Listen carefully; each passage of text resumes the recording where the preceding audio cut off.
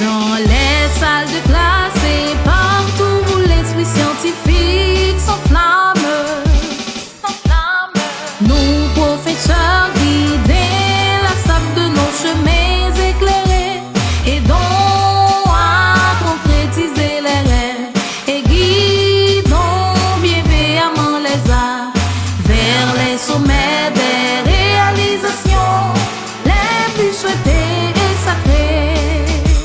Et de la formation professionnelle, professeur Yves Roblin, distingué membre du REPU, en vos rangs, qualités et titres respectifs, chers partenaires, amis et sympathisants du REPU, mesdames, messieurs, c'est pour moi un grand honneur, en qualité de secrétaire général du regroupement des professeurs de l'Université d'Haïti, REPU, de vous présenter brièvement notre organisation à l'occasion de cette première séance de Jeudi Recherche, une initiative qui s'inscrit dans une mission de valorisation et de diffusion de la recherche scientifique.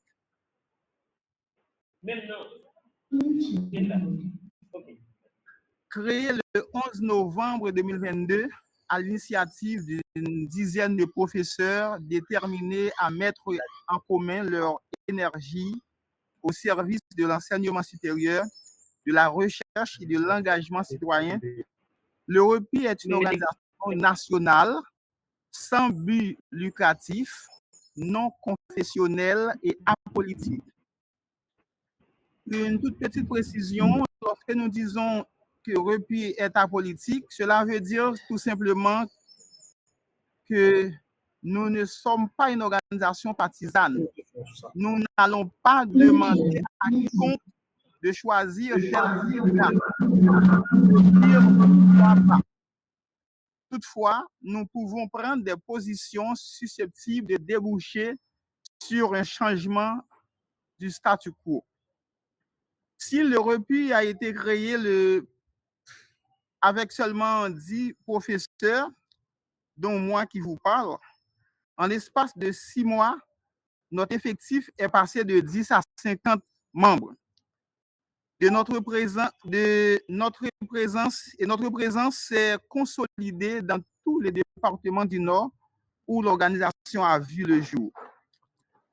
2 ans plus tard, soit le 8 octobre 2024, le REPU franchissait une nouvelle étape en investissant officiellement des coordinations départementales dans 9 sur 10 départements du pays. Aujourd'hui, nous sommes heureux d'annoncer que le REPU est solidement implanté dans les 10 départements géographiques d'Haïti et dispose également de représentation à l'étranger, notamment en France, au Canada, au Brésil et au Mexique. Notre structure comprend une coordination nationale composée des instances dirigeantes et de responsables de thématiques, des coordinations départementales qui assurent le relais sur le terrain et l'ensemble de nos membres fondateurs, membres adhérents et membres d'honneur, professeurs et chercheurs qui forment le socle vivant et dynamique de notre regroupement. Objectif. Le REPU vise à atteindre les objectifs suivants. Systématiser l'enseignement universitaire en Haïti, promouvoir la recherche scientifique, assurer le développement personnel, professionnel et le bien-être des professeurs haïtiens, provoquer une véritable cohésion entre l'université et la communauté en lien avec la recherche scientifique, renforcer le système scolaire haïtien. Comme valeur, nous préconisons la positivité, la solidarité, la loyauté, l'intégrité, la transparence, l'humanité, l'humilité et patrie. Quelques-uns de nos projets. Et réalisation d'un congrès scientifique chaque année, octroi annuel de prix d'excellence à des professeurs de qualité exceptionnelle, plaidoyer pour l'application du décret du 11 mars 2020 portant création de l'ordre des professions afin d'arriver à la création de l'ordre des professeurs d'Université d'Haïti. Le REPU se veut un espace d'échange académique, de réflexion critique et de production scientifique au service du pays et de la communauté universitaire en Haïti. Nous espérons que Jeudi Recherche devienne un lieu régulier de débat, de dialogue scientifique et d'innovation intellectuelle. En terminant notre présentation, je tiens à adresser mes plus vives félicitations au professeur Yves Roblin, directeur général du MENFP, qui a accepté d'être le premier intervenant de l'espace Jeudi Recherche. Son engagement et sa disponibilité témoignent de l'importance accordée à la réflexion scientifique et au dialogue universitaire. Afin de mieux cadrer notre rencontre d'aujourd'hui, je vais sans plus tarder passer la parole au docteur Emmanuel Romilien qui assurera la mise en contexte de cette grande première. Juste après son intervention, le professeur Elifet Dor, coordonnateur du REPU dans le département du Centre, va nous présenter l'intervenant du jour. Je vous remercie de votre patience, de votre attention et je vous invite à rester attentif à la suite du programme. Merci beaucoup.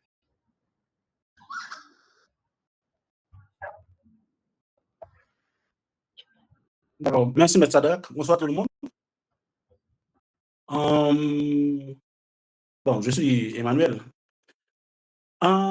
Pourquoi j'ai proposé à réaliser Jeudi Recherche, c'est j'ai vu qu'il y a environ 620 professeurs sur un groupe principal de REPU et tout le monde, on fait tous des recherches.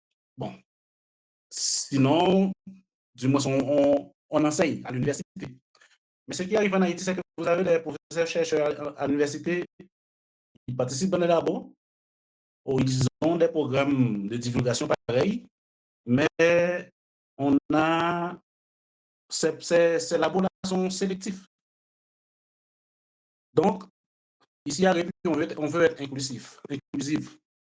Par exemple, on reçoit n'importe quel membre des 620 membres que je vis sur le groupe, n'importe quel membre peut participer dans une recherche une fois qu'il envoie sa présentation ou son sujet de recherche pour partager avec nous. Parce qu'en fait, qu'est-ce qu'on parle aujourd'hui? Nous savons beaucoup. La science progresse. Par exemple, ici au Mexique, on te donne des bourses, maîtrise, doctorat et post-doctorat, mais maintenant, on vous impose. Il faut partager cette connaissance. Pas plus loin hier ou avant-hier. On avait dit que on avait imposé comment on devrait partager cette recherche. Par exemple, là où je suis, c'est une université agricole, on nous dit de partager nos recherches seulement avec les producteurs. On n'accepte pas les congrès scientifiques. Par exemple, moi, pour faire un peu de divulgation, j'ai dû participer dans des revues comme Arbitre, des revues scientifiques. Je les visais et je dis, tel article passe ou pas. Bon, ça, c'est pour vous montrer l'importance qu'on donne maintenant à ce que nous sommes en train de faire là, de la divulgation. Et l'autre avantage, c'est que parfois, les professeurs travaillent sur le sujet. Par exemple, s'il y a une université X qui travaille sur le sujet, un professeur travaille sur le sujet, l'autre université qui est à côté ne sait pas. On travaille sur le même sujet, mais on ne se connaît pas. Par exemple, ici, on veut être un espace pour partager ce type de connaissances. Et d'autant plus que lorsqu'on partage, on partage avec ses pairs, là, on a la possibilité d'écouter l'autre, sa vision, son opinion, et ça permettra à nous-mêmes de grandir. Et en plus, de nos jours, on parle de cette question de transdisciplinarité. Les sciences sont mélangées. Pour répéter Max Neff, Manfred Max Neff, vous avez une science là, cette science emprunte des éléments d'autres sciences pour se progresser. C'est dans ce contexte-là que j'ai vu la nécessité de lancer un tel programme afin que nos professeurs peuvent partager leurs connaissances avec le public. Merci beaucoup. Merci, professeur Emilien. Maintenant, c'est le tour du professeur Dor qui va brièvement nous présenter l'intervenant de cet après-midi. Avec nous, professeur Dor. Merci, monsieur le secrétaire, de m'avoir donné la parole. Yves Roblin est né le 22 mai à Port-au-Prince, capitale d'Haïti. Dans une famille modeste, malgré des conditions simples, il a connu une enfance heureuse, marquée par la fidélité des lecteurs et le sens du devoir. Initié de l'État haïtien, il a poursuivi des études supérieures à Paris dans le cadre de programmes de coopération avec l'UNICEF.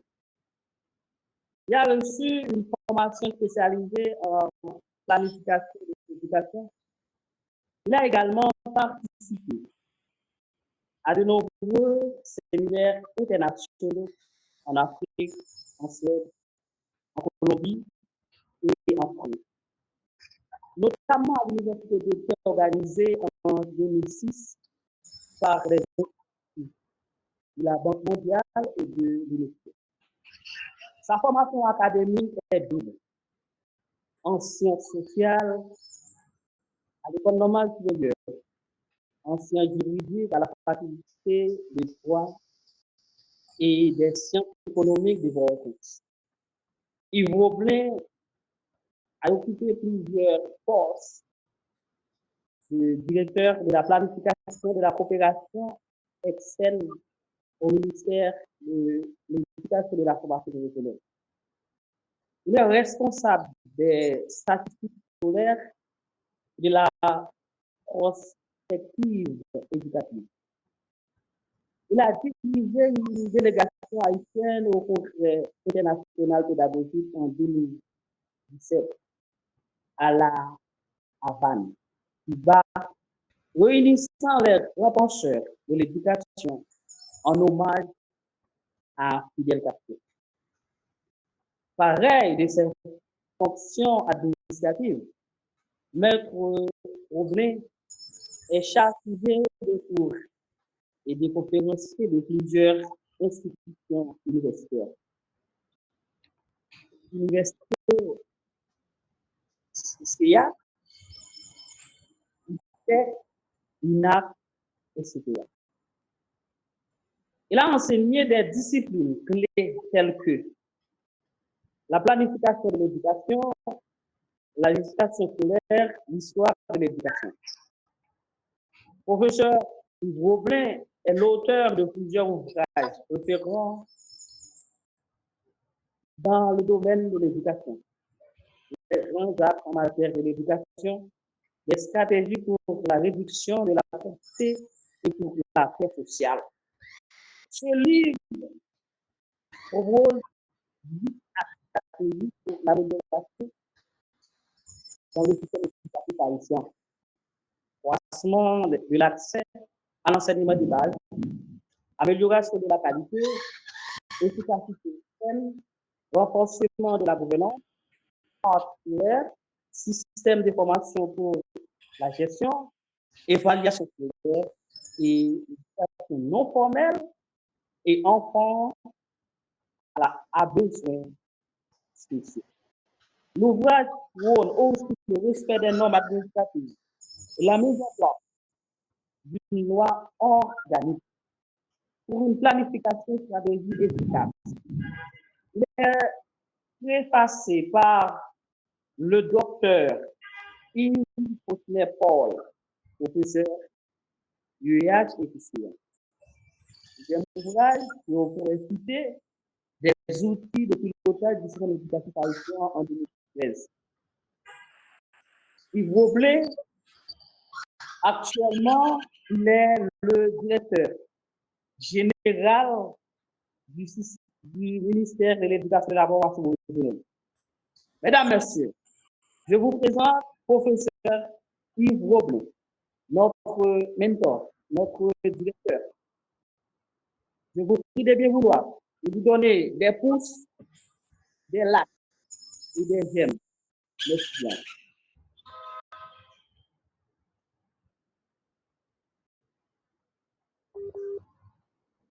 Merci à vous, M. Fadra. D'accord, merci professeur Dor.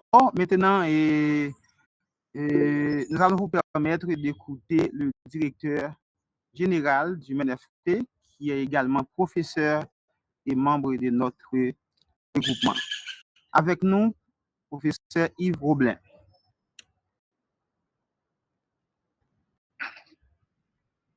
Et je respecte les salutations d'usage et je salue tout le monde, et particulièrement M. Elisabeth Dor, et du plateau central dans le centre du pays Haïti. Je salue les collègues de Répu. Et c'est vraiment bien. Et je salue aussi les amis qui nous suivent en ligne. Évidemment, et je dois me présenter, même si je suis quelqu'un qui se passe de présentation, et surtout de la filière d'éducation en Haïti. Moi, je suis M. Yves Roblin, directeur général du ministère haïtien de l'éducation. Je suis un ex-boursier de l'État haïtien dans le cadre de la coopération Haïti avec l'UNESCO à Paris. J'ai une formation pointue en planification et gestion de l'éducation. Il faut dire aussi que ma formation originelle est en sciences sociales et en sciences juridiques, respectivement, à l'école normale supérieure et à la faculté de droit et des sciences économiques de Port-au-Prince. Et je bosse au niveau des universités en Haïti et particulièrement à l'université Kifria. Et je suis content de ce que vous m'invitiez à présenter mon ouvrage. Et c'est un ouvrage qui a eu un succès éclatant à Livre en Folie il y a quelques années de cela. Et il faut dire que cet ouvrage devient par la suite, en toute proportion gardée, un best-seller parce qu'il y a un nombre important de gens qui avaient lu cet ouvrage. Évidemment, il faut dire que cet ouvrage comporte deux grandes parties. Et dans la première partie, on peut retrouver des éléments en ce qui a trait à l'accès des enfants à l'école, de l'accès à l'efficacité externe pour adresser les problèmes du marché, puis à la photo du secteur sous forme de radiographie inquiétante. Et il faut dire que l'ouvrage a quelques 8 grands chapitres ou grands objectifs ou grands outputs, y compris des annexes et des statistiques importantes. Et évidemment, dans le chapitre premier, rapidement, évidemment, nous avons mis l'accent sur le secteur éducatif haïtien en termes d'architecture et de diagnostic. Et pour la structure organisationnelle, évidemment, nous avons présenté les directions techniques faisant partie du cadre de macro-planification dans un cadre et top-down des directives en provenance du cadre macro pour descendre dans un cadre de micro-planification et cadre scolaire et pour parler de bottom-up, du bas en haut et du haut en bas, top-down et bottom-up. Et les directions techniques, on peut en citer quelques-unes, par exemple, direction de la planification, et direction des affaires administratives, direction de l'enseignement fondamental, de l'enseignement secondaire. Et mais il y a aussi des directions départementales dans un cadre local, dans un cadre de micro-planification en région et que ce soit la direction départementale du centre, la direction départementale de l'Antibonite, la direction départementale de l'Ouest, etc. Il faut dire que le débordement de l'Ouest est un débordement qui est de grande taille et qui englobe à lui seul plus de 46% de l'effectif scolaire. Et en termes de diagnostic, il faut dire que à partir des recherches qui ont été effectuées en termes d'état des lieux, on a fini par remarquer qu'il y a un manque d'accès. Tous les enfants du pays n'ont pas accès à l'enseignement de base. Et évidemment, lorsqu'on prend les statistiques, on a constaté qu'il n'y a que 25% comme taux net de scolarisation, c'est-à-dire qu'il y a à peine 25% d'enfants qui ont accès à un enseignement en termes de gratuité et d'obligation. Il faut dire aussi que l'enseignement est faible en termes de qualité. Et parce que lorsqu'on prend la question de l'efficacité interne, on a constaté qu'il y a une faiblesse. Parce que la cohorte qui est entrée en première année d'études, cette cohorte peine pour atteindre le taux d'achèvement qui est la 6e année, qui est la 9e année fondamentale.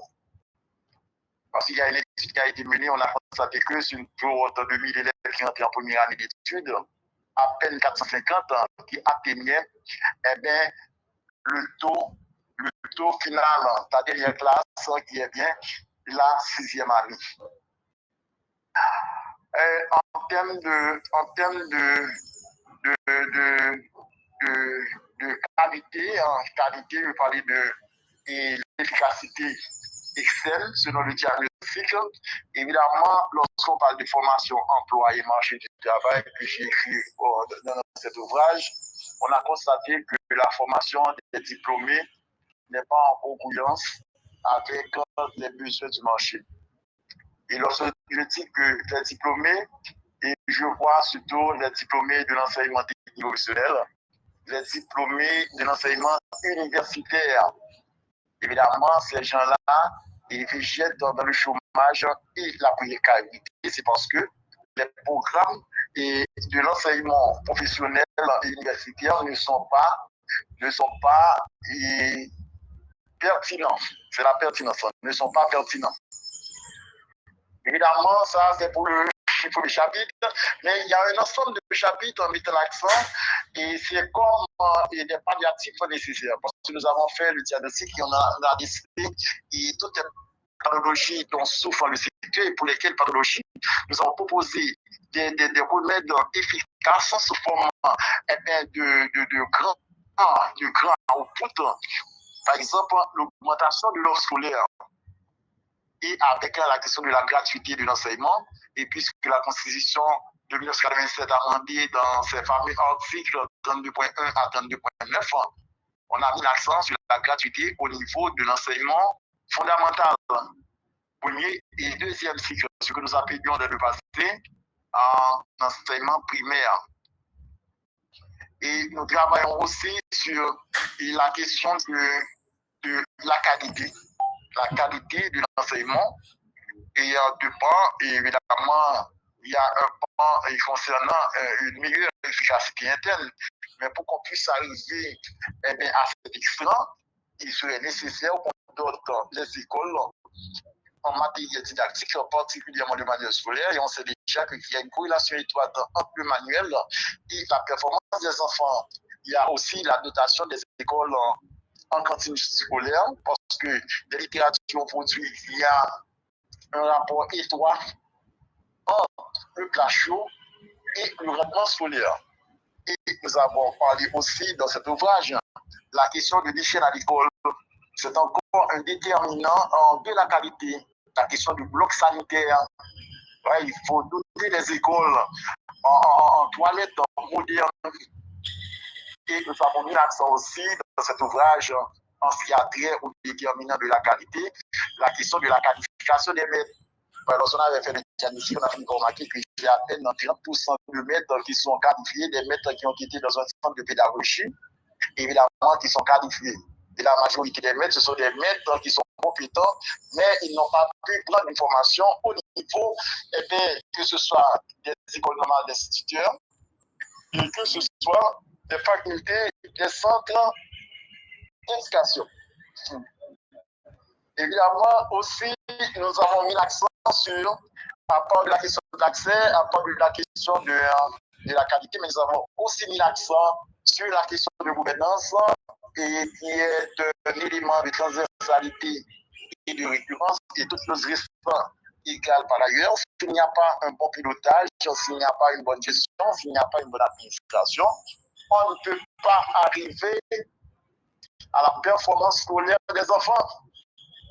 Voilà pourquoi la question de bonne pratique, c'est un élément très important, et qu'on était venu avec 3 éléments pour résumer la question du renforcement de la gouvernance comme étant un axe majeur du plan national d'éducation et de formation, que ce soit la question du cadre scolaire.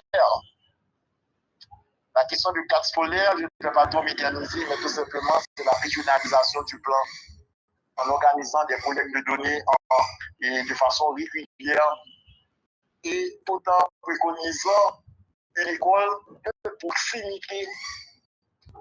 C'est important pour réorganiser le parc scolaire. Parfois, les enfants parcourent autant de kilomètres pour arriver à l'école. C'est un outil de bonne gouvernance, la question du cadre scolaire. Après la question du cadre scolaire, il y a la question des systèmes de formation pour la gestion de l'éducation. Nous avons développé ça.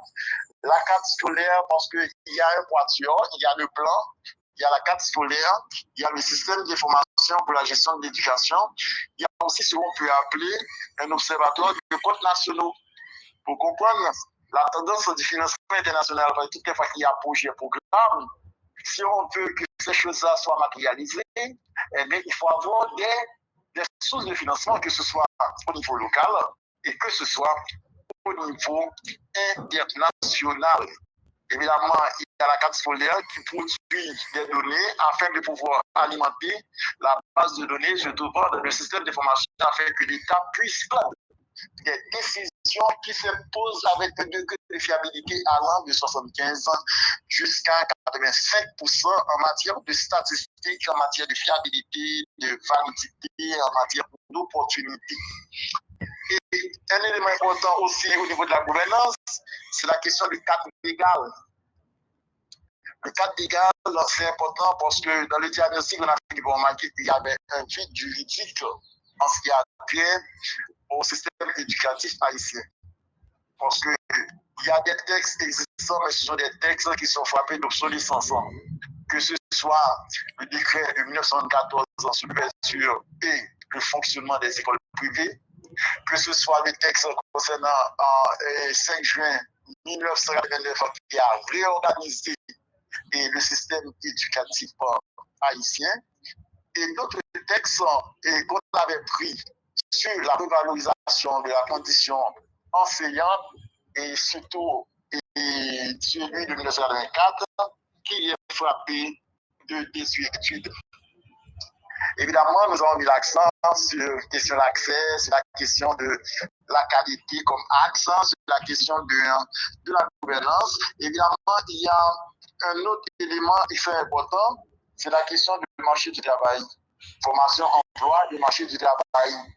De l'amont à l'aval, du préscolaire à l'enseignement supérieur, qui va déverser des diplômés pour le marché du travail, et que leur formation devrait être en congruence avec les besoins du marché, qui puissent répondre aux exigences du secteur moderne de production et de services. En ce sens, nous avons proposé à ce que l'État revisite les programmes de l'enseignement technique et professionnel.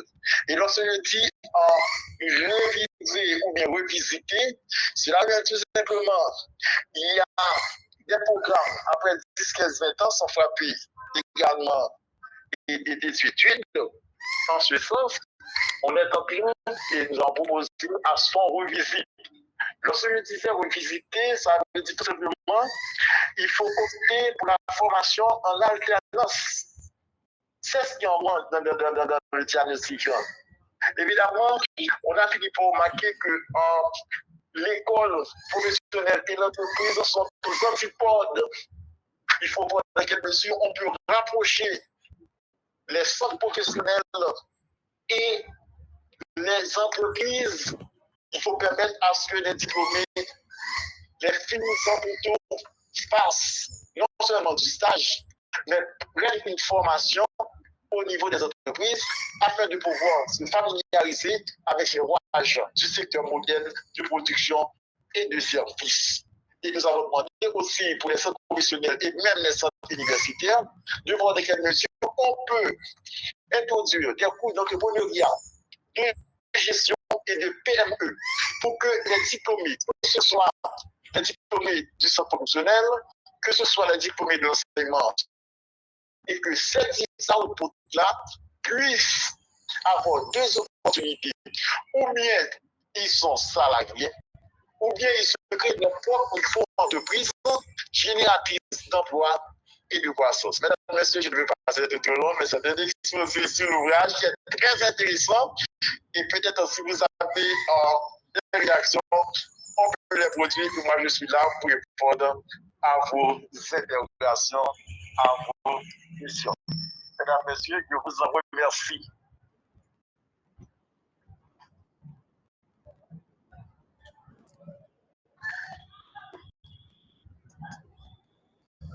Nous disons un grand merci au directeur général du NFP, professeur Yves Roblin, pour cette belle présentation, cette présentation magistrale et qu'il vient de nous faire de son ouvrage.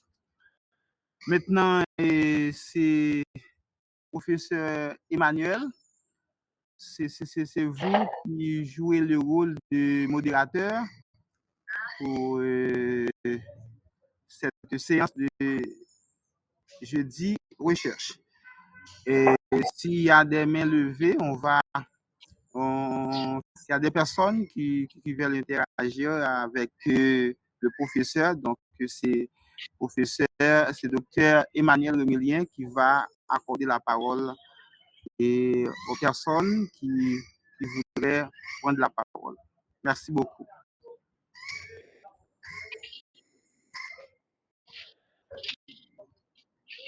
Allô? Oui, Allô? oui, oui. Oui. C'est professeur Michelin Saint-Ilus Ouais. et le président national du REPU. Je tiens à d'abord féliciter le directeur pour son exposé et ensuite j'ai suivi avec beaucoup d'attention la manière dont il a procédé pour pouvoir nous expliquer son ouvrage. Il y a une phrase qui retient totalement mon attention en tant qu'agronome, parce qu'il met l'emphase sur. Alors, il établit un lien entre un plat chaud et le rendement scolaire. Et selon moi, jusqu'à présent, et il connaît ça mieux que moi en tant que directeur général, il y a des écoles, je ne peux pas, je n'ai pas un chiffre dans ma tête pour le moment, mais bon nombre d'écoles n'arrivent pas à avoir un plat chaud. Et jusqu'à date, nous connaissons très bien la situation lamentable dans laquelle évolue le pays, surtout en matière de nourriture. Comment il conçoit, il conçoit ça actuellement, et comment le ministère conçoit un tel acte qui se pose à travers tout le pays, comme je viens de le dire. Donc, les écoles n'ont pas de plat chaud. Et est-ce que réellement les résultats qu'on a eus et même qu'on aura, eh bien, ne sont pas déjà des résultats et qui ne pourront pas refléter réellement les réalités des écoles. Alors, des écoles haïtiennes. Merci. Oui. Est-ce que vous m'avez bien entendu, directeur? Allô?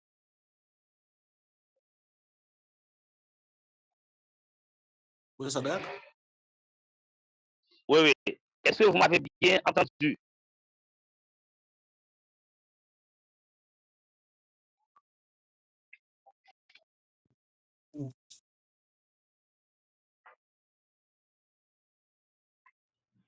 Je crois qu'on vous entend très bien. Très bien, merci. Professeur Sadak? L'école, comme a dit exact, c'est bien. Mais la question du plat chaud, parce que le PAM, Programme alimentaire mondial, a fait sortir un papier faisant croire qu'il y a un rapport étroit entre la question de cantine et le règlement scolaire, et surtout dans les zones reculées, surtout dans les zones de poche de pauvreté. Lorsqu'il y a des écoles nationales, lorsque les enfants se présentent et que les enfants finissent par remarquer que la cuisine ne fonctionne pas, les enfants étaient contraints à repousser du chemin. Voilà pourquoi nous autres, au niveau du ministère de l'Éducation, et c'est la conception du ministre de l'Éducation, pour voir de quelles mesures on peut. Eh bien, toutes les écoles nationales, parce qu'ils sont au nombre de presque quelques 3000, de toutes les écoles nationales en cantine scolaire par une discrimination inversée. Parce que ce sont des enfants qui reviennent des familles un peu modestes. En ce sens, il faut travailler pour que ces enfants-là aient un plat chaud. Évidemment, présentement, nous avons quelques 40% d'enfants qui bénéficient du plat chaud au niveau des écoles nationales. On va travailler pour qu'on puisse passer de 40% à l'année de base en 2025 et en 2026, eh bien, à quelques 60% et pourquoi pas à 100% à un horizon pas trop lointain, peut-être un horizon temporel à 2030. Merci beaucoup. D'accord, et directeur. Et modérateur, je ne sais pas si je peux prendre la parole parce que j'avais levé la main moi aussi. Oui. D'accord. Alors, moi-même, je suis secrétaire général du REPI, c'est professeur Sadra Ordena. Et je tiens d'abord à féliciter le directeur pour ce document, cet ouvrage qu'il a rédigé. Et dedans, on voit qu'il y a vraiment des solutions pour résoudre un ensemble de problèmes au sein du système éducatif haïtien. Et il y a 3 jours de cela, des collègues du REPI et moi, nous avons eu un débat assez roulé où, à propos d'une décision que le ministère de l'Éducation nationale a prise, il s'agit du passage automatique. Donc, pas de redoublement pour des classes de première, deuxième, troisième année et du premier cycle du fondamental.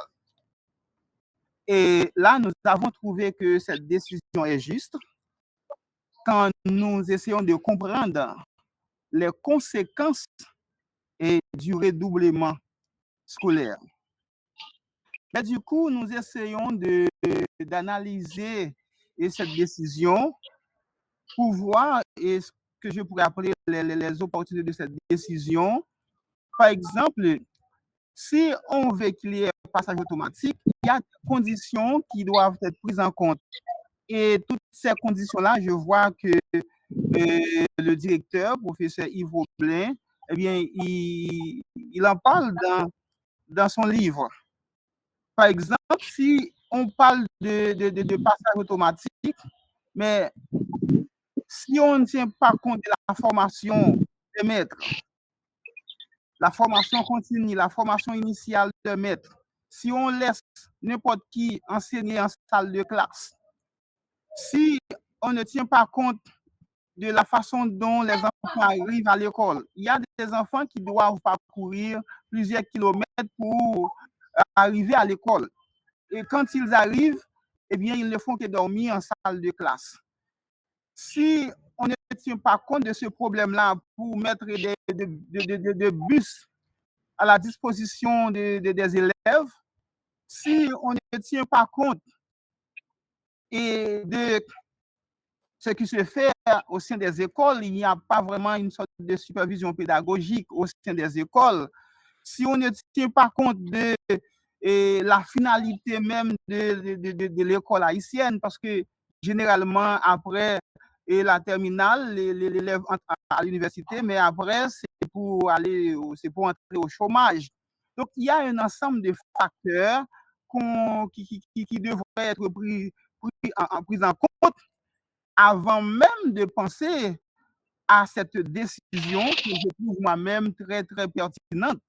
Et je me demande même pourquoi pas seulement ces 3 classes, pourquoi pas toutes les classes. Parce que le redoublement ou encore l'échec scolaire, ça peut même provoquer des séquelles pour l'enfant, pour l'élève. Ça peut provoquer ce qu'on appelle un syndrome d'échec chez l'apprenant, ça baisse l'estime de soi de l'élève. Donc, c'est très important.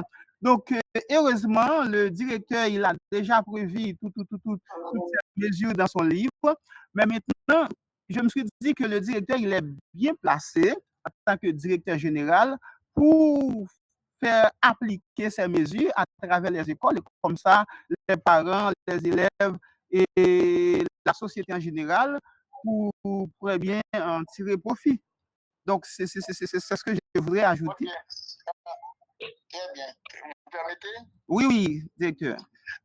Bon, moi personnellement, j'ai pris beaucoup de formations en ce qui a trait à la question de planification d'éducation à l'étranger. Je vais essayer de les tropicaliser sur Haïti.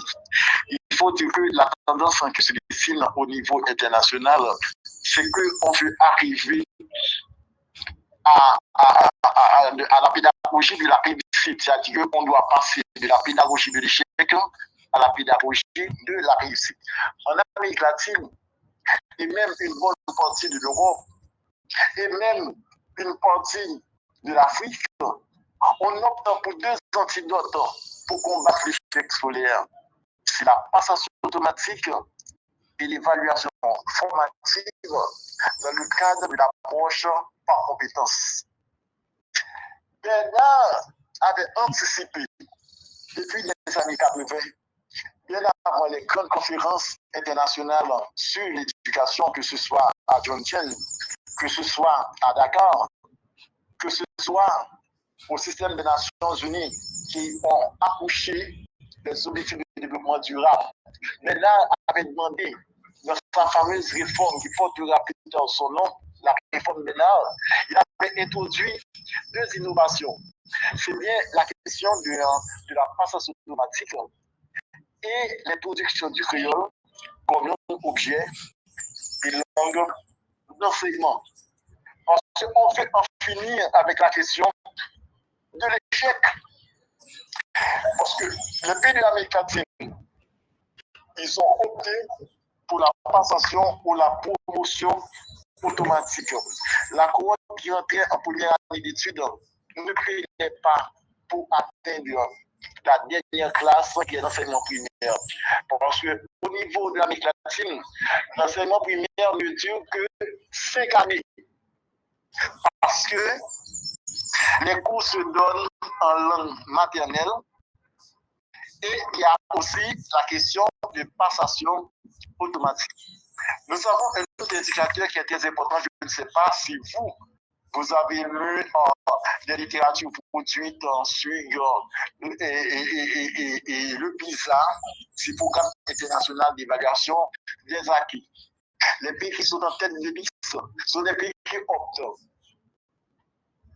pour l'évaluation formative, que ce soit la Finlande, que ce soit le Canada, que ce soit la Thaïlande. Mais ces pays-là sont en tête de liste comme pays ayant des systèmes éducatifs efficaces. Il faut dire que lorsque l'État haïtien vient avec la question de passation automatique, l'État pense quand même à des mesures compensatoires.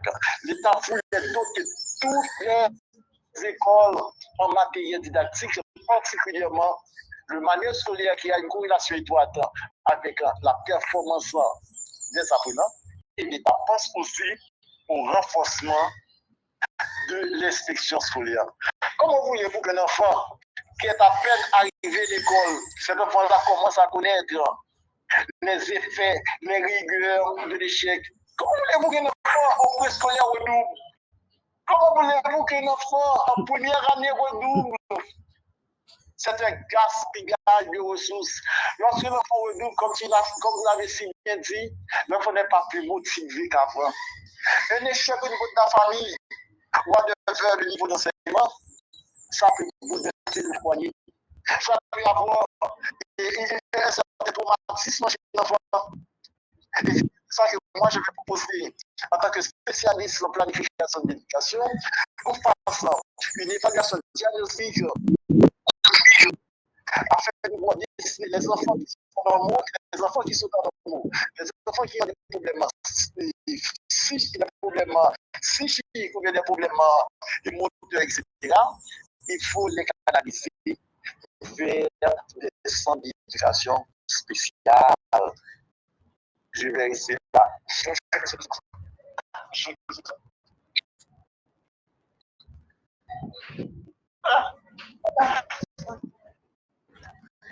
Vous êtes édifié quand même, on s'est édifié, non? D'accord, directeur, c'est très bien. Donc, il y a plusieurs autres mains qui sont levées.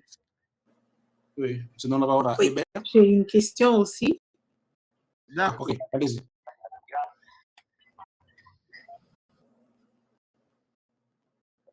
Allez-y.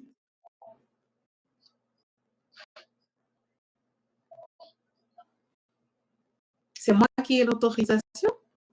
Oui. Bonjour, chers collègues. Alors, moi, je suis Annie Blaise. Je remercie je remercie les responsables qui ont pris l'initiative d'organiser cette réunion. En fait, cette rencontre, je remercie Monsieur le Directeur général pour la présentation de son livre. Alors, moi, je commence par vous dire que la rédaction de l'ouvrage, c'est vraiment quelque chose d'important. Donc, ce n'est pas un travail facile. Moi, je suis de celles qui encouragent la communauté intellectuelle à écrire. Donc, je fais la promotion. Alors, moi, j'ai une question, en fait, 3 questions pour le directeur général. Donc, je voudrais lui demander, dans le cadre de son travail, de la rédaction de cet ouvrage, quelle est la méthode qu'il a utilisée pour la collecte des données? Ça, c'est la première question. La deuxième, je sais que la rédaction de l'ouvrage pose souvent, il y a souvent des difficultés rencontrées, que ce soit dans le cadre de financement, que ce soit dans le cadre de conception. Alors, moi, je voudrais savoir aussi quelles sont les contraintes qu'il a rencontrées au cours de la rédaction de cet ouvrage et comment il a fait pour les contourner. Et en dernier lieu, quelle est la prochaine étape? Merci.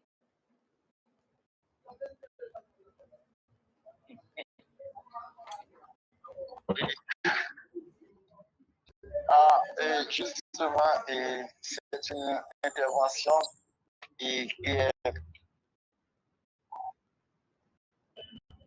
évidemment, en termes de méthode, c'est bien, évidemment, j'ai fait des recherches parce que j'étais boursier d'État dans le cadre de la coopération haïtienne avec l'Histoire Paris et j'ai suivi beaucoup de cours et sur la planification de l'éducation et dans un cadre de macro-planification et dans un cadre de micro-planification. Et j'ai essayé de restituer tout ce que j'avais appris à l'IP UNESCO de Paris. Évidemment, et ce sont des recherches que j'ai faites.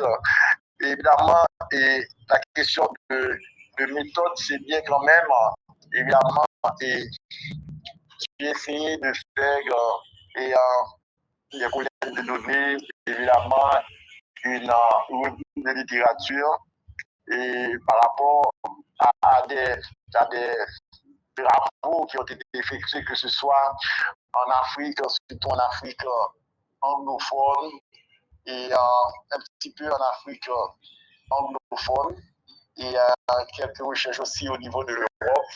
Et j'ai essayé de travailler avec et de voir dans quelle mesure je peux appliquer certaines expériences qui ont été faites sur les différents systèmes éducatifs dans le monde et j'ai essayé de me distiller la quintessence, l'essentiel afin de pouvoir améliorer le secteur éducatif et haïtien.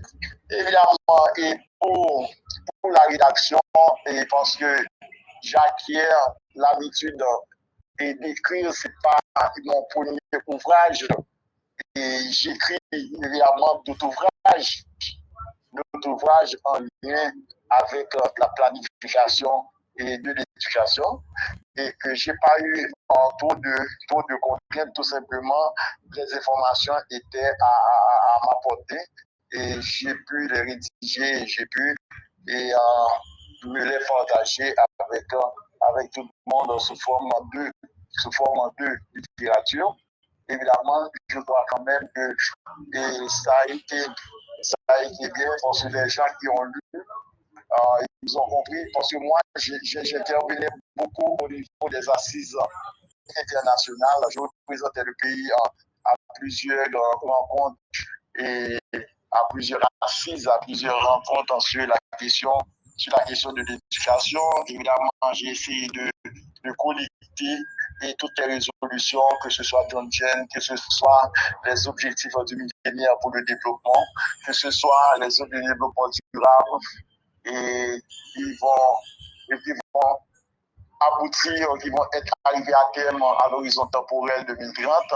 Et bien, j'ai vu toute la tendance qui se dessine au niveau international, et j'ai essayé de travailler et de produire un output qui est bien l'ouvrage. C'est tout ce que j'ai écrit au niveau de mon ouvrage est en lien avec les différentes résolutions au niveau international, préconisant la question de l'accès des enfants à l'école, préconisant la question de l'amélioration de la qualité d'enseignement qui a deux pans, un pan meilleure efficacité interne et un deuxième pan de la qualité meilleure efficacité externe pour adresser les problèmes du marché du travail. Évidemment, c'était vraiment facile pour moi, et j'ai beaucoup d'années à enseigner au niveau de l'université, particulièrement l'université Kistria. Évidemment, les travaux des étudiants, les travaux des chercheurs, etc., je les ai analysés et je les ai résumés et produits quelque chose qui aille aider les gens qui font de la macro-planification, les gens et qui pilotent le secteur éducatif haïtien. Il y a quelqu'un qui va accéder au poste de ministre, au poste de directeur général. Je ne pensais pas que j'allais être directeur général et que je suis directeur général. Je pensais quand même que cet ouvrage-là devrait être un ouvrage de chevet pour tous les pilotes des secteurs éducatifs, que ce soit en Haïti, que ce soit dans les autres pays. Merci beaucoup. Merci, directeur.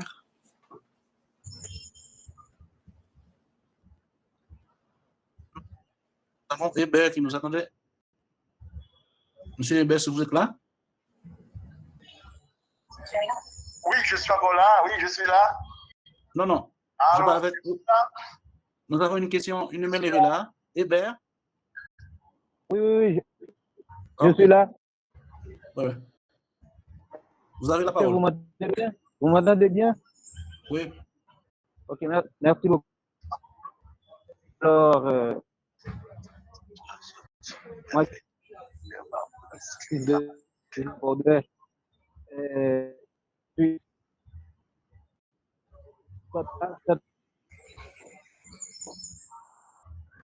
Vous êtes là? Professeur Hébert, vous m'entendez? Bon, essayez, allez là maintenant. Oui, vous m'entendez? Ok.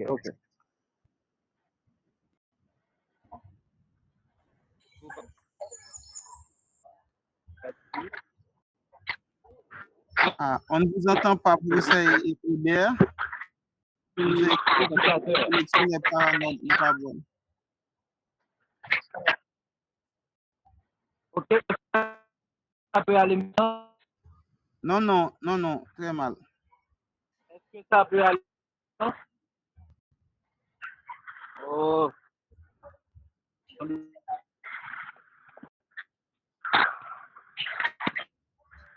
Il faut essayer avec les personnes. Professeur Sans Herbert, qu'il y ait un problème de signal. Non, c'est aller? Oui, oui. Ça peut aller maintenant? Est-ce que ça peut aller maintenant? non, non, pas vraiment bon. Oh. Bon, malheureusement, je vous entends bien, mais vous ne m'entendez pas. Il y a un problème de connexion là où vous êtes, par ici. Et entre-temps, Oui. J'essaie de me déplacer, mais malheureusement, ça ne va pas. ça va maintenant. Allez là. OK. OK.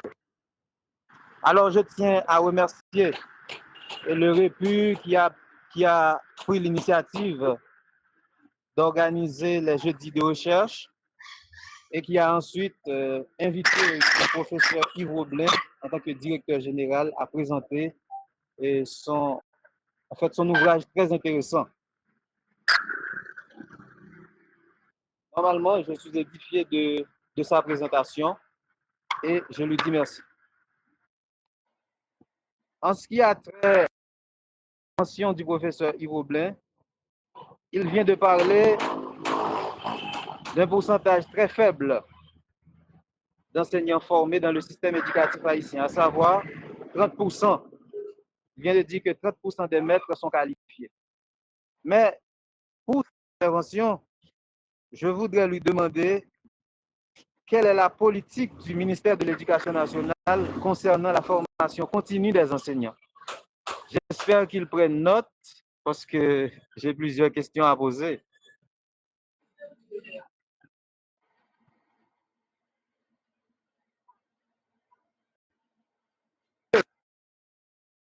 L'éducatif haïtien est dominé par une emprise politique. Cela veut dire que ce sont les politiciens qui interviennent dans le système pour nommer leurs partisans, leurs sympathisants. Et quelle est la politique du MENFP concernant les professionnels qualifiés sur le terrain et qui sont encore en dehors du système? Par exemple, je peux relater pour les 4 nouvelles matières, on a lancé un appel à manifestation d'intérêt. Beaucoup de professionnels qualifiés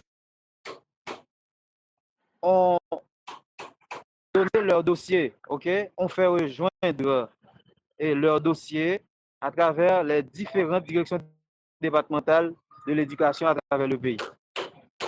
Cependant, beaucoup d'entre eux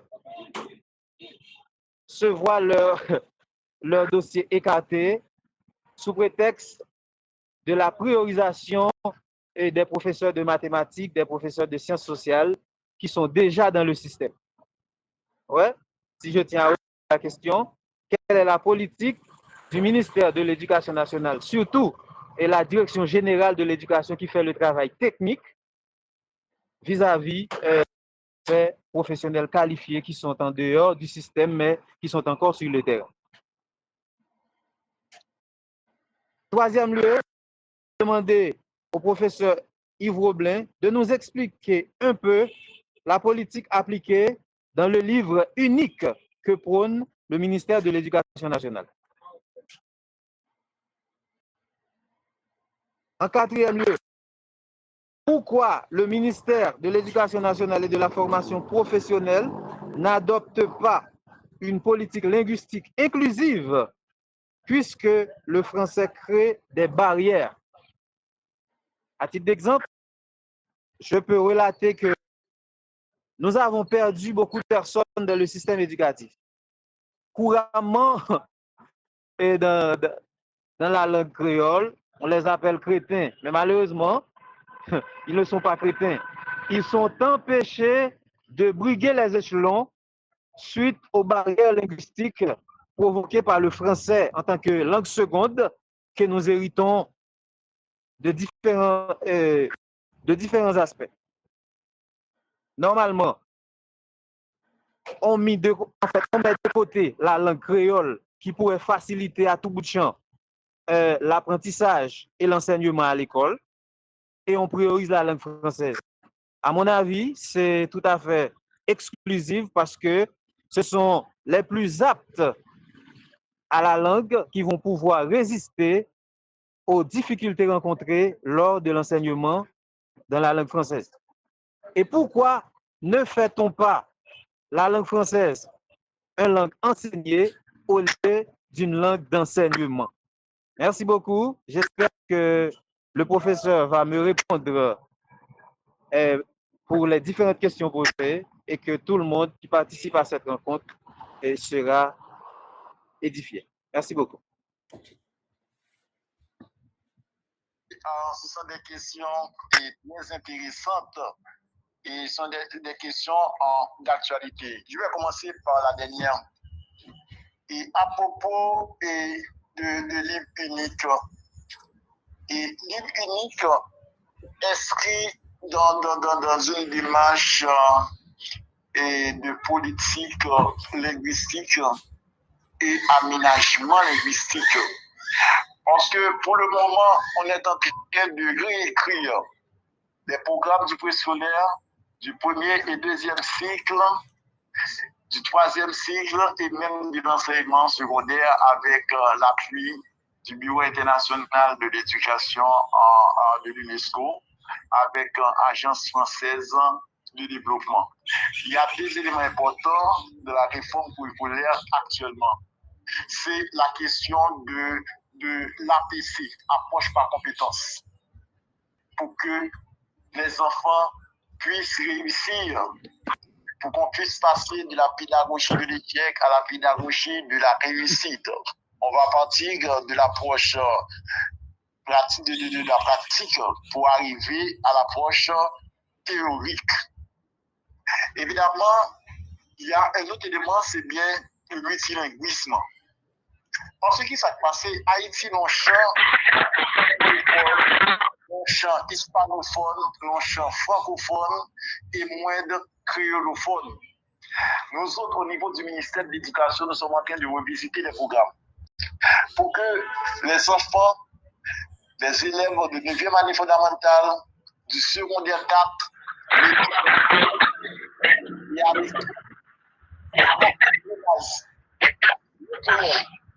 le français, l'anglais et l'espagnol. Nous sommes en train de faire l'expérience avec livre unique, qui a 5 disciplines là-dedans. Sciences sociales, sciences expérimentales, communication créole, communication. C'est écrit en langue vernaculaire. On t'indique qu'il y a un lien à langue. Je sais bien, ça nous fait le micro.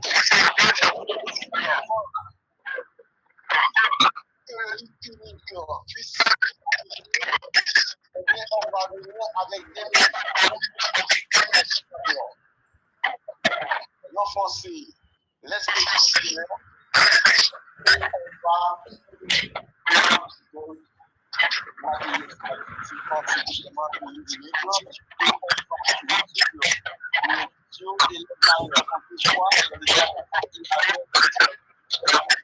Professeur B, est-ce que vous pouvez fermer le micro, s'il vous plaît?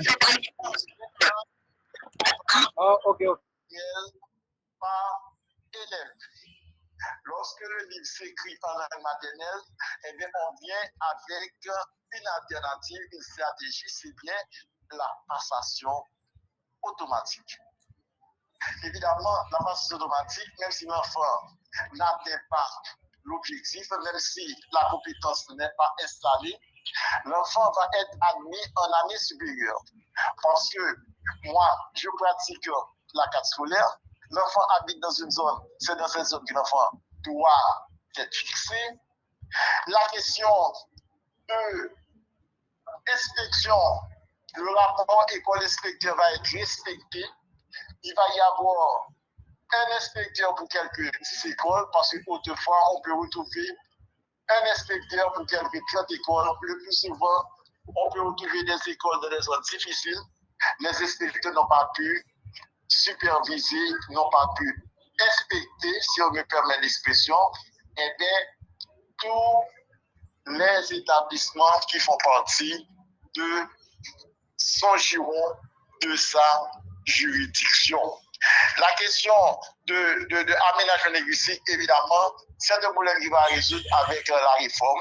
Il ne va pas y avoir de diagnostic où il y a la primauté du français par rapport au créole. On est en train de rechercher un certain équilibre afin de pouvoir diminuer les disparités. Mais regarde, sa fameuse réforme avait parlé de cette question-là et que la langue créole doit s'enseigner comme langue objet langue d'enseignement et que la langue française devrait être enseignée comme langue seconde, comme langue étrangère. La question de formation des maîtres, évidemment, il y a une politique nationale de formation des maîtres. On est en train de s'asseoir avec tous les responsables de centres de formation, que ce soit pour le préscolaire, que ce soit pour le fondamental, que ce soit pour le secondaire, avec la direction de formation et de perfectionnement, qui est une structure, qui est une entité du ministère de l'Éducation faisant partie de la macro-planification, faisant partie des directions techniques. Évidemment, on veut non seulement accroître l'accès des enfants à l'école, permettre à surtout les enfants qui sont à l'école, soit effectivement à l'école selon les principes et les résolutions des assises internationales, mais nous voulions leur assurer un enseignement de qualité.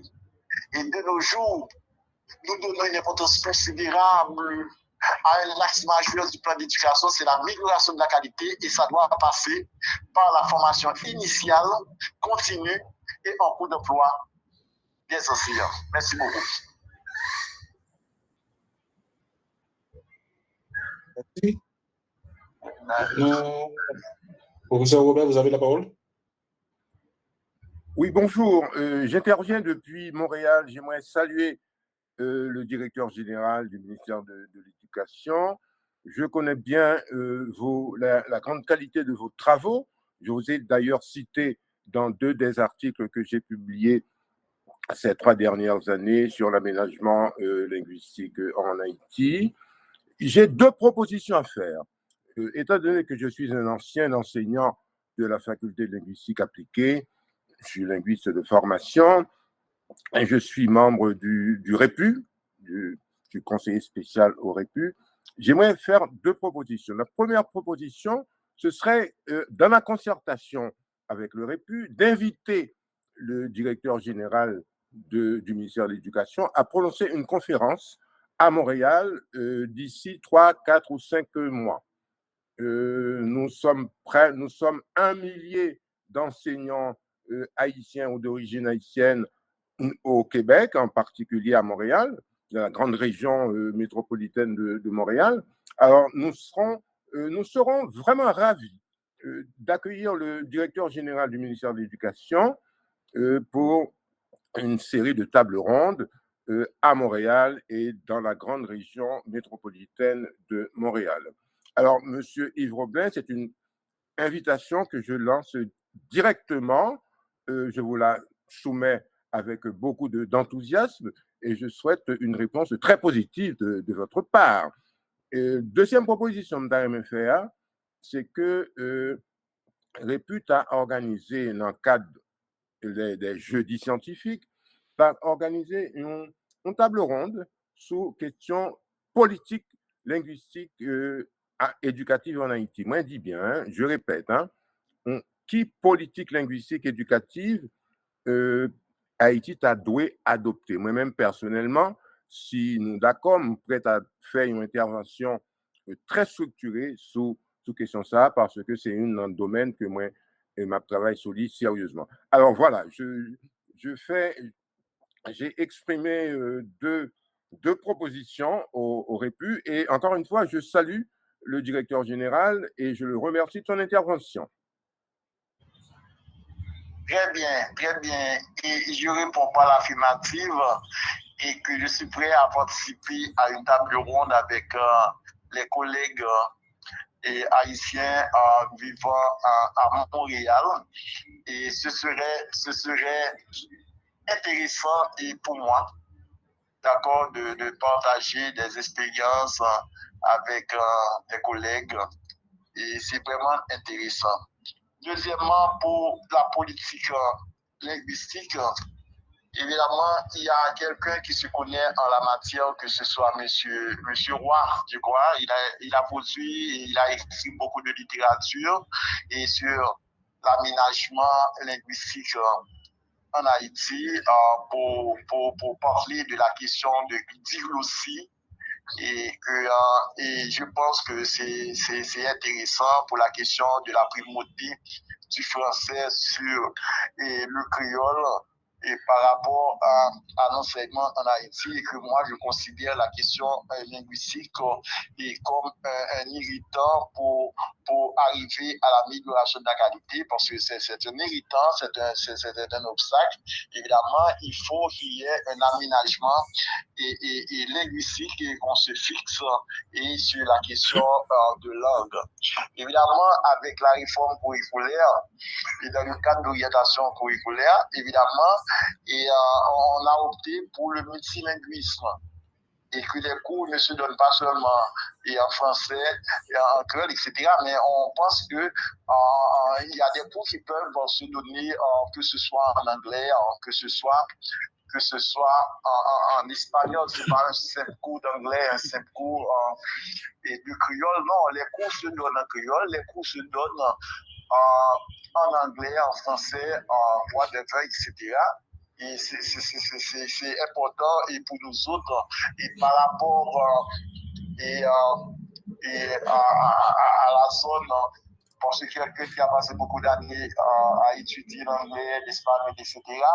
Et on a fini par remarquer que quand ce quelqu'un-là se déplace pour aller à l'aéroport Santo Domingo, bien à l'aéroport de Miami, évidemment, l'enfant ou bien le diplômé annuaire, il ne peut pas parler, d'accord, et je pense quand même que c'est une lacune au niveau de l'enseignement et que nous sommes en train de gérer cette question-là.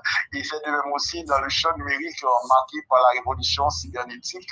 Évidemment, il y a des langues qu'on doit savoir, il y a des outils informatiques qu'on doit manipuler, que ce soit le Word, l'Excel, l'Access, le PowerPoint, Word, l'Internet, etc.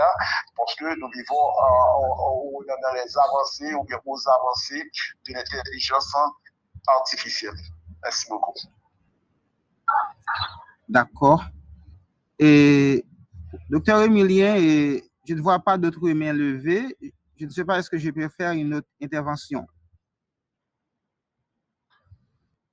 Il y a Élise également. D'accord. Oui, alors, maintenant, oui. Oui, j'allais faire une... Oui. Oui, alors, oui, si vous allez parler tout après vous, eh bien, je ferai encore une autre intervention. D'accord. Alors, ce que je voudrais dire, c'est que à travers toutes les interventions du professeur Yves Roblin, nous avons pu constater qu'il est animé de très bonne volonté pour faire avancer le système éducatif haïtien. Et comme je le disais dans mon propos d'ouverture, le REPI, c'est une organisation nationale et nous sommes le plus grand regroupement de professeurs du pays. Nous avons les meilleurs cadres et l'un de nos objectifs, c'est de renforcer la qualité du système scolaire haïtien. Alors là, je me demande, est-ce que le ministère de l'Éducation nationale ne pourrait pas profiter des compétences que nous avons au niveau du REPI pour établir un véritable partenariat avec le REPI, et comme ça, je pense que le REPI peut vous aider dans votre bataille pour notre système éducatif en Haïti.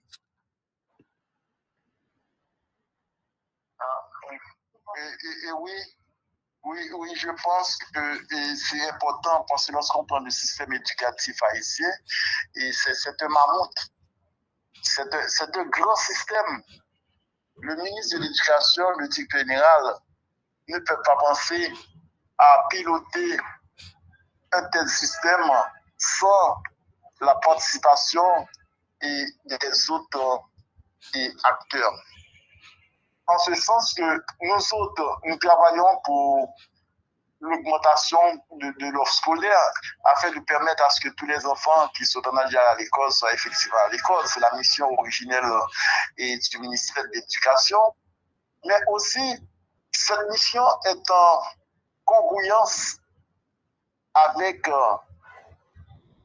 ce qui se confondent au niveau international en ce qui a trait à l'éducation. Évidemment, si les enfants ont accès à un enseignement efficace et que plus tard, nous n'ayons pas des enfants qui sont des enfants et soldats, des enfants qui sont problèmes pour la communauté, mais plutôt solution aux problèmes de la communauté. Voilà pourquoi, pour accroître l'accès, et ça requiert la participation de tout le monde, un management efficace doit s'appuyer sur la participation et que la participation devient par la suite un élément de causalité et de récurrence. Tout le monde voulait y participer. Il faut permettre à ce que tout le monde y participe. En ce sens, nous préconisons et la politique de la main tendue, de la porte ouverte à tous ceux-là qui veulent que l'enseignement s'accroît, l'enseignement s'améliore. Et mais ce serait intéressant que tout le monde y mette la main à la pâte.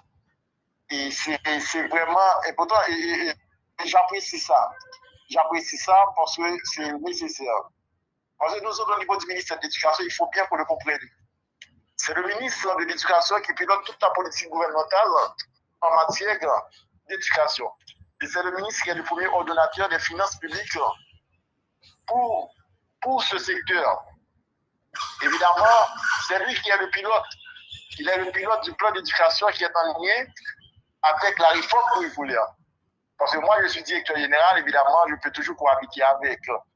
Évidemment, le ministre, c'est le politique. Moi, je suis le technicien. Mais parfois, les violons ne s'accordent pas. Le politique et le technique ou bien la technique, parfois, ça ne marche pas de pair. Parce que moi, ma position, en tant qu'expert national en système d'éducation, passionné de l'éducation et comparé, c'est que je voulais que tous les enfants aillent à l'école en accroissant les structures d'accueil de la petite enfance à l'enseignement, et je dirais secondaire, en passant par l'enseignement fondamental. Je voulais que tout le monde ait accès à un enseignement de qualité, un enseignement obligatoire au niveau de l'enseignement de base, mais aussi, je voulais, au niveau de la formation professionnelle, je voulais qu'on implante un centre professionnel dans les zones où sévissent des tensions sociales. J'avais fait des propositions, mais ces propositions-là, évidemment, on dit qu'il y a un problème de ressources, parce qu'on sait déjà que le pays traverse des crises récurrentes. En ce sens, l'État haïtien ne reçoit pas de dons, ne reçoit pas de prêts au niveau international. Parce que ces dons, ces prêts devraient passer par devant le Parlement, article 276.2. Évidemment, on avait fait à Haïti des promesses, mais malheureusement, les fruits n'ont pas tenu la promesse des fleurs. Ça dit qu'il y a des difficultés. Il y a des difficultés. Évidemment, et nous autres, du ministère haïtien de l'Éducation, nous travaillons pour que tout le monde puisse participer, puisse contribuer au relèvement de l'éducation en Haïti en accroissant l'accès et en améliorant la qualité et pourquoi pas en accroissant l'efficacité externe pour répondre aux exigences du marché de l'emploi. Mesdames, Messieurs, je vous en remercie.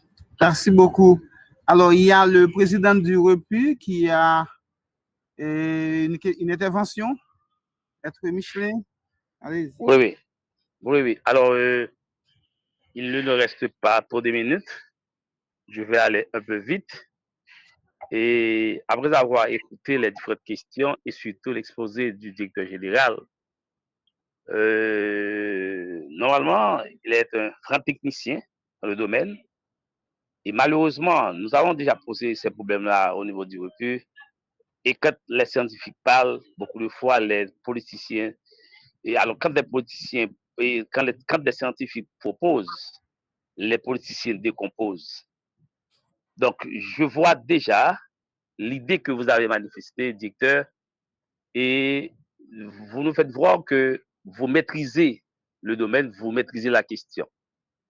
Mais normalement, vous venez de le signaler, et s'il n'y a pas, normalement, on dit souvent les oiseaux de même plumage voltigent ensemble, et s'il n'y a pas une cohésion parfaite, eh bien, même si on prend les mesures appropriées, et vous allez voir que d'ici, soit même au cours de l'année, bien l'année prochaine, supposons qu'il y ait un autre gouvernement, il peut y avoir une rupture totale de tout ce que vous avez mis, eh bien, comme bagage, comme élément qui pourrait aider le système à aller vers l'avant.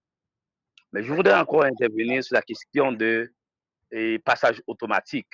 À mon sens, ça devrait être lié à une approche holistique en éducation.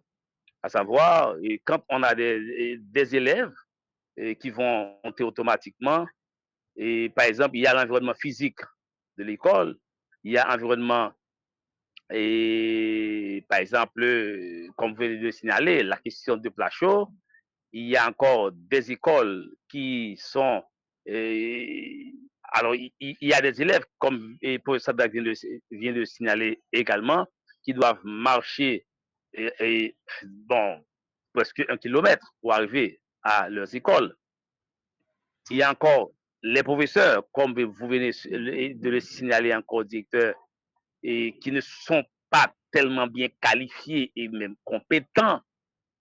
Donc là, et encore, je veux encore insister sur cette question-là, puisque nous n'avons pas de possibilité en Haïti jusqu'à présent pour que nos écoles soient menées des psychologues, mais comment on va procéder pour pouvoir gérer tout ça? Est-ce que réellement, après 3, 4 années, 5 années, et on ne pourra pas avoir un nombre restreint d'élèves qui montent, alors, qui montent, et il y a encore un bon nombre qui n'arrivent pas vraiment à maîtriser ce qu'ils ont appris comme substance, comme matière, parce que le passage est automatique. Parce que nous comprenons très bien dans notre contexte, l'environnement dans lequel nous évoluons, donc il y a tellement de problèmes, et encore les écoles, c'est des grandes écoles, les grandes connaissances, où les élèves s'asseyent sur des mobiliers qui ne sont pas appropriés même à leur âge, ils n'ont pas même de chaises, de mobilier, etc.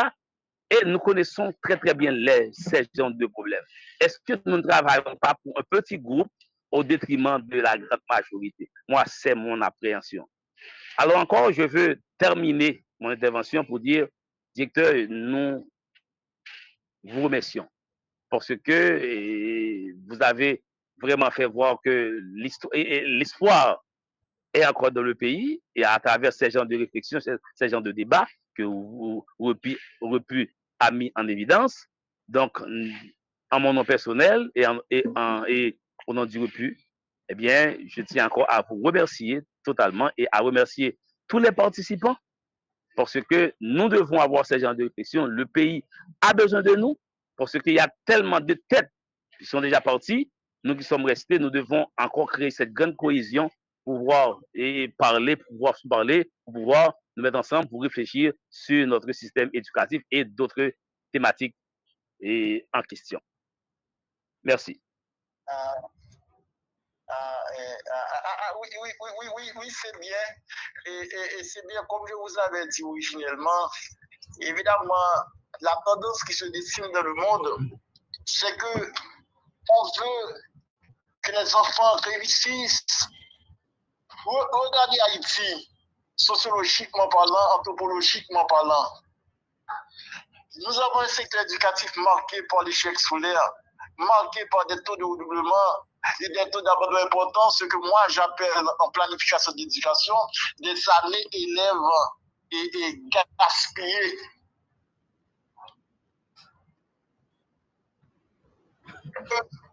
On est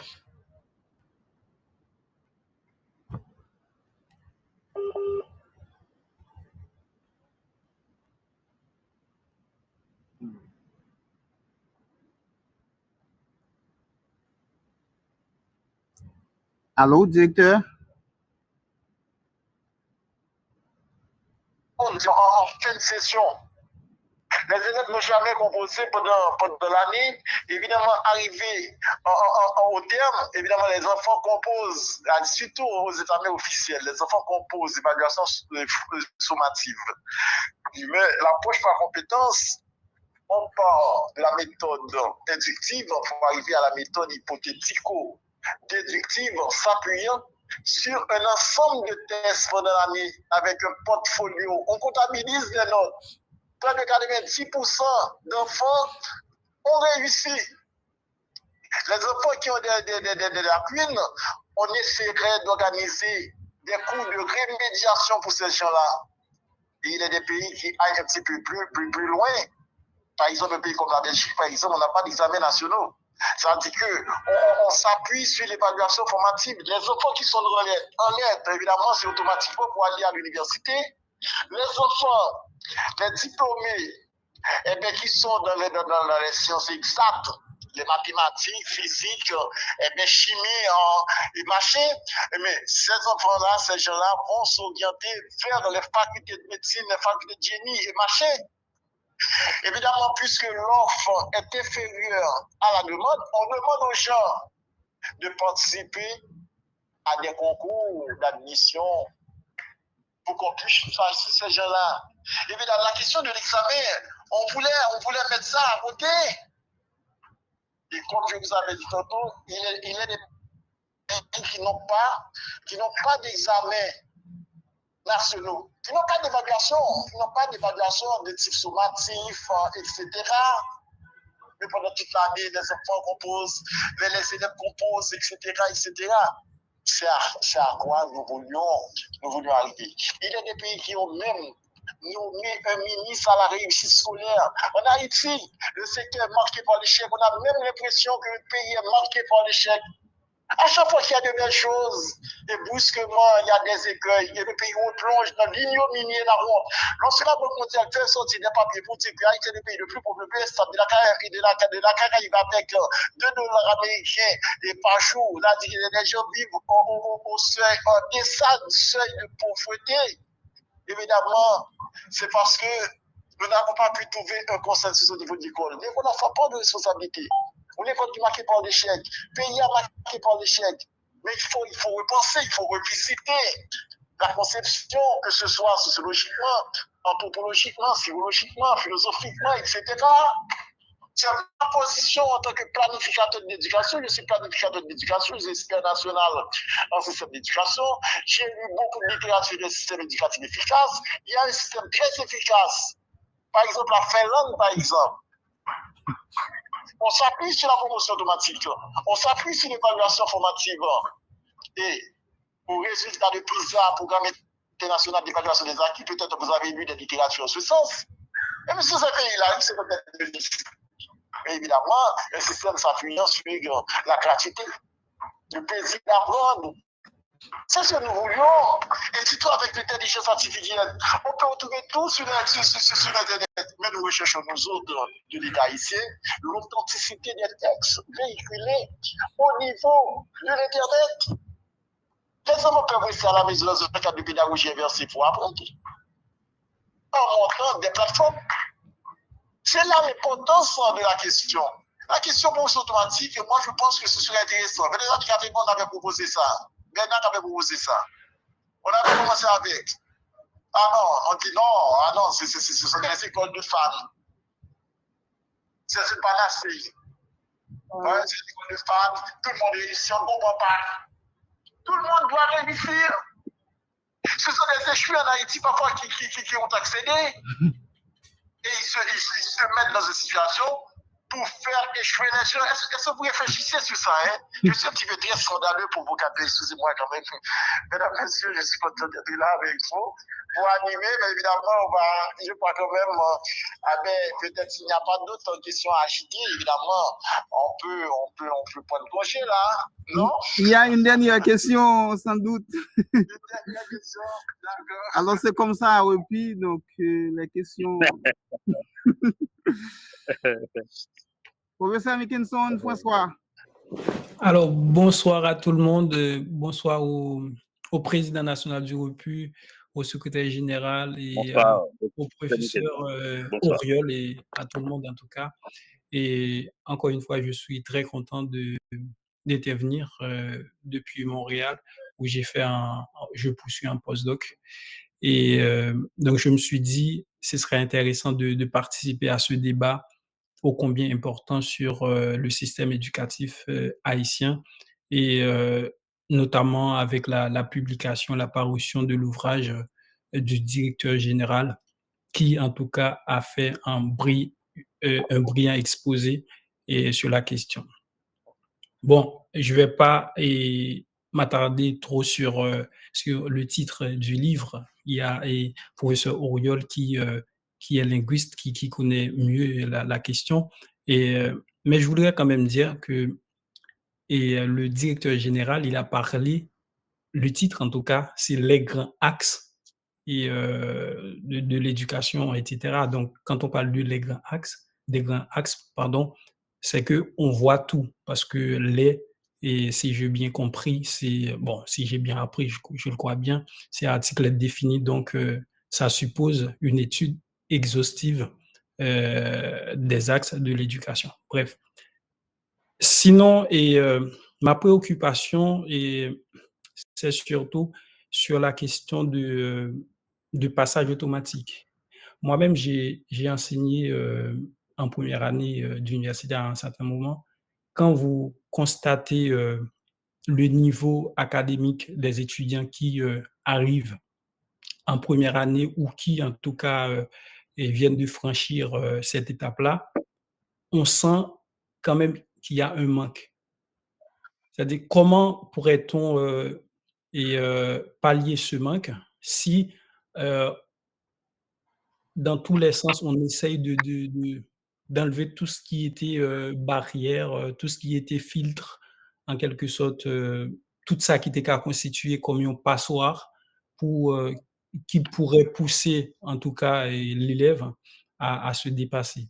Bon, et le directeur général, dans son dernier exposé là, il a pris l'exemple des pays qui sont vraiment considérés comme étant des pays avancés. Quand on prend l'exemple de la Finlande, on connaît ces pays scandinaves. Et quand on prend, par exemple, l'exemple du Danemark, de la Norvège, ce sont des pays qui dépassent même certains pays occidentaux. Vous voyez? Donc, on ne peut pas choisir de prendre des exemples comme ça. Ça a été le cas aussi avec cette question de nouveau secondaire. On vient avec un programme, voilà, il y a pas à la base de mise en place qui, qui sont faites et puis, voilà, on vient, c'est comme si on placate le truc entre guillemets et puis voilà, ça a donné les conséquences qu'on connaît. Oui. En tout cas, je ne sais pas si le directeur il souhaiterait intervenir en ce sens. Merci. Bon, en fait, le directeur, on était connecté depuis mon téléphone portable, mais nous avons perdu connexion et il n'a pas entendu votre dernière question. Ah, c'est bien dommage. C'est dommage. Malheureusement. Yeah. Alors, permettez-moi, et professeur Sadrat, D'accord. de saluer Dr. Mickelson et mon ami, hein, je te salue. Hein. Et alors, c'est là ma grande préoccupation aussi. Donc, à mon sens, en aucun cas, on ne peut pas transférer un projet qui se réalise dans tel ou tel pays à un autre pays sans tenir compte de, des réalités de ce pays-là, des réalités, par exemple, sociales, économiques, politiques, environnementales et tout, et tout, et tout, et tout, et tout. Voilà pourquoi que j'ai parlé d'une approche holistique qu'on devait mettre en œuvre, parce que le fait de penser comme ça, on travaille pour un petit groupe. Regardez, on vient de dire que l'école ouvre hier, et le 1er octobre. Depuis le mois de septembre, il y a des écoles qui ont ouvert leurs portes. Comment on peut pallier ça? Comment on peut lier cette question-là en matière de passage automatique? Donc, à travers des professeurs que nous connaissons des écoles qui sont dans les zones reculées, comment elles fonctionnent, mon Dieu, mon Dieu, mon Dieu, là, je suis un peu perdu dans cette question. Malheureusement, le dicteur n'est pas là. Donc, bon, on peut toujours fermer ça pour un autre débat. Mais quand même, il y a tellement de choses à dire sur cette question. Donc, aujourd'hui, on ne peut pas aiguiser toute cette question-là en 1 heure, bien en 2 heures de temps. D'accord. En tout cas, moi-même, je suis pour le passage automatique, je suis pour la pédagogie de la réussite, mais il faut tenir compte de tout un ensemble de facteurs si on veut vraiment y arriver. Absolument. En fait, docteur Emilien, vous êtes là? Allô? Bon, et on dirait que docteur Emilien est parti, mais je dois vous dire que c'est docteur Emilien qui est responsable du département de production et recherche scientifique au sein de REPU. Et c'est lui qui nous a proposé cette initiative. Nous l'avons essayé. Aujourd'hui, c'est la première séance de jeudi recherche. Et je pense que c'est tout à fait un succès. Et nous attendons maintenant, et bon, Prof. Berouet s'est déjà proposé pour une autre séance. Mais nous aimerions également avoir des professeurs femmes qui présentent des recherches ici à jeudi recherche. Nous remercions et nous félicitons, nous apprécions la présence de la professeure Annie Blaise qui est là avec nous.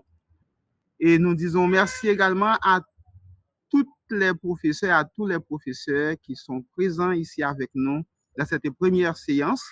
Et nous pensons que les autres séances vont être beaucoup plus intéressantes, vont avoir beaucoup plus de participants.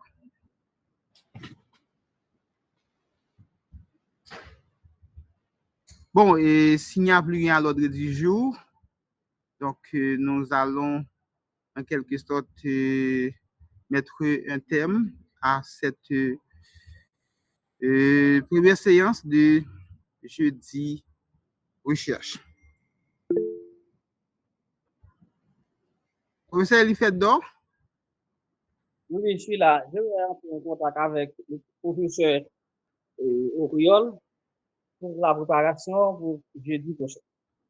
D'accord, sans problème. D'accord. Eh bien, OK, merci beaucoup à tout le monde. Et... Merci, professeur Sadrak. Merci, monsieur Orphilien. Merci, professeur Dor. Merci à tout le monde. C'est une très belle rencontre. J'espère qu'il y en aura beaucoup plus. D'accord, d'accord. Merci beaucoup. D'accord. Eh bien, OK, au revoir. Donc, à la prochaine, à jeudi prochain. À jeudi prochain, au revoir. D'accord.